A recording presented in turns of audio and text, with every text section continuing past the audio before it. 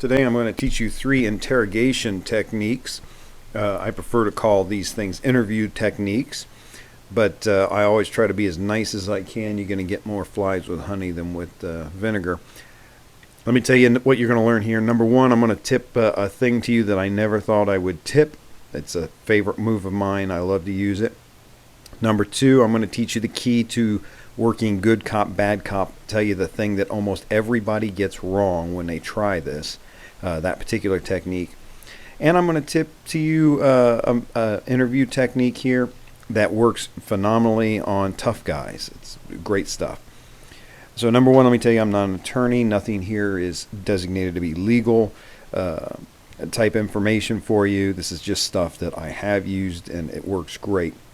Okay, number 1, I'm going to tell you here, there's a technique called off the record. Now, I don't use this personally, but I always nod and as if I approve of it to the person who volunteers the information.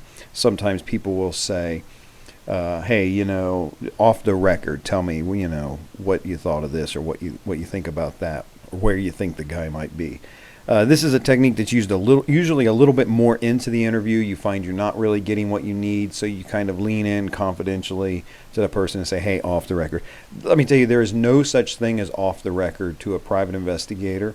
There's no such thing as off the record to a cop. Reporters will use this with, and I generally trust their integrity if you say something's off the record, but I'm not going to tell you to trust a reporter with this. But there is no such thing as off the record when you're dealing with private investigators or police. So just because you say off the record means absolutely nothing. Okay, the good cop, bad cop.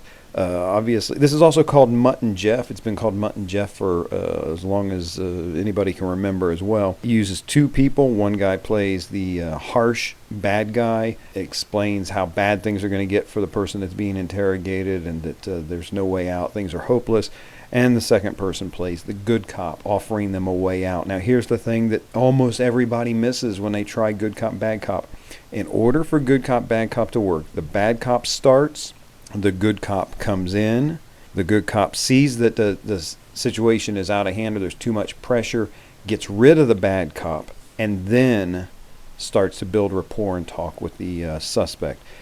You have to get bad cop out of the room for the person to feel safe and secure talking to you, and a lot of people miss that. All right, this is a technique that I'm going to teach you here that tough guys tend to fall for it. And this is an exaggeration technique, and this is something that I've used in the past. I think it's wonderful. Recently, I saw just a real low-level drug guy getting into a car of a dealer. And this guy is basically a user, although he'll deal a little bit if he can. So he gets into the passenger side, and they drive off. So when I'm talking to the guy, I'm not going to say that's what I saw. I'm going to say, hey, I saw you driving around dealing dope out of this car the other day. Oh, no, man, And what happens is you've over-exaggerated it so much the person is going to deny and explain, I was buying a little bit just for myself. Okay, well, that's all I need. So this technique, people get defensive and they want to explain it's not as bad as you think it is. So it's an exaggeration technique. Let me also explain here, finally, this is my all-time favorite thing. I've used it a million times. You may know it, but I'm going to teach you a version that's wonderful here. It's the either-or technique. You don't give them a chance to say yes or no. You offer them 2 choices, either one of which is bad for them. I used to work in a area where, for whatever reason, the prosecuting attorney would not prosecute concealed weapons if the person said that what they were carrying was for utility purposes. I could bust somebody climbing off a city bus with a steak knife in their pocket, and the prosecutor would not bust them for carrying a concealed weapon if they said, oh, I was eating an apple with it. So what I would do is I would make the bust, and then I would talk to him, build a little rapport, and I would say, hey, look, you've been decent with me, I appreciate it, but I got to ask you, the knife, is it for self-defense or were you going to stick somebody? I give them an either-or option, and they always jump on it's just for self-defense. I'm not going to stick nobody. Well, that's admitting that it's a weapon. It goes in the report. Now the prosecutor will pursue carrying concealed weapon charges on that person. So it's an either-or option instead of a yes-no, and it works wonderfully. That one in particular was my favorite, and I cannot tell you how many good CCW charges I got out of that. CCW, carrying concealed weapon. Let me tell you, lastly, the limits that I put personally when I'm interviewing somebody. Obviously, you cannot impersonate law enforcement. It's illegal. I wouldn't recommend it. And I personally never posed as clergy. I never wanted to be. That's just a line that I would not cross. I didn't want this person someday to decide they want to turn around, go legit, and then be reluctant to talk to clergy about it. So I never posed as clergy.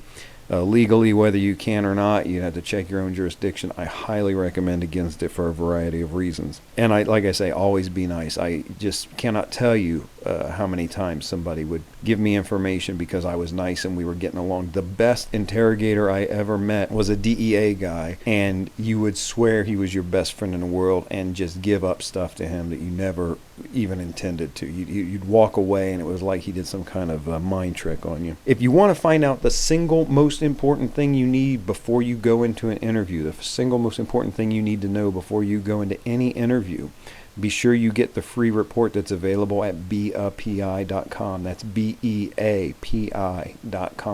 The free report there has the single, among plenty of other good information, the single most important thing you need before you go into any interview.